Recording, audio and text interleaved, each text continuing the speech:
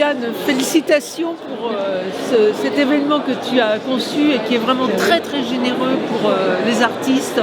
On sent que tu as la passion pour aider les artistes et pour les aider à être visibles. C'est quelque chose que j'avais en tête depuis longtemps, Oui. mais je n'avais pas vraiment le temps, comme j'ai dit, de m'en occuper.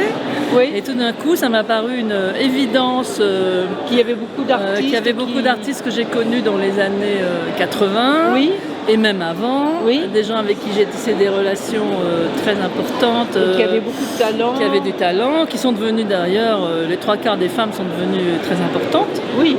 parce que maintenant, Joyce Hennesson, elle est dans tous les musées, Lisette Model, évidemment, n'en parlons pas, c'était une grande star, et Sabine Weiss, j'ai quand même fait la première exposition de Sabine Weiss à Paris, pour le premier mois de la photo, donc en fait c'était tout à fait passionnant d'aller fouiller entre parenthèses dans mon inventaire, puisque c'est quand même peu de temps que je me suis plongée dedans, tout en achetant des photos tout le temps, parce que c'est ma passion. Pourquoi la photographie alors La photographie, parce que déjà toute petite, j'aimais beaucoup les images, je découpais dans les journaux, je collais, je faisais des albums, je faisais des scrapbooks comme on appelait ça, et des stars surtout, j'aimais beaucoup les stars du cinéma, et puis et ma mère étant un peu une star, ça me paraissait tout à fait sympathique voilà, elle m'a donné un peu le goût de la beauté, de l'élégance, et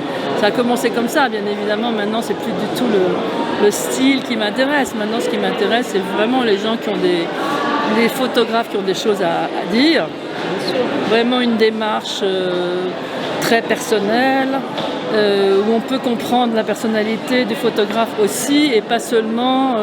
C'est pour ça que j'ai mis de côté les documentaires et tout ce qui était photo de reportage. D'une part, il y a beaucoup de prix autour du reportage et de la photo humaniste. Et là, c'est un prix vraiment à part. Oui.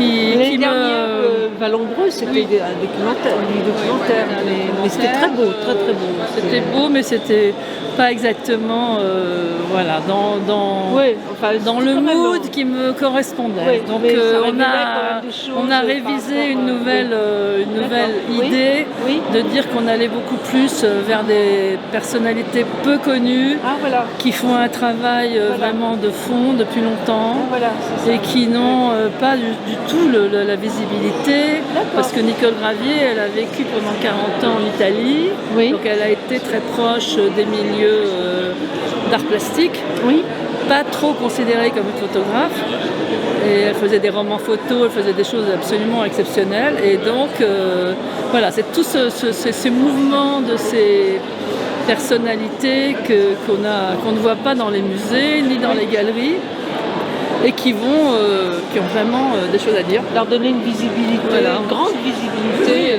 vraiment un vrai coup de pouce.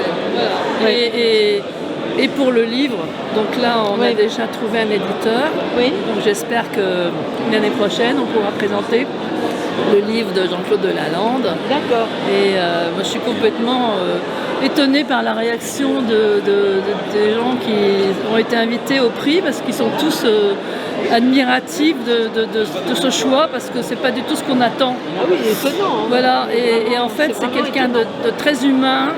Et moi je suis une personne très humaine. J'aime les relations humaines, j'aime les choses qui viennent du cœur, qui ne sont pas trafiquées.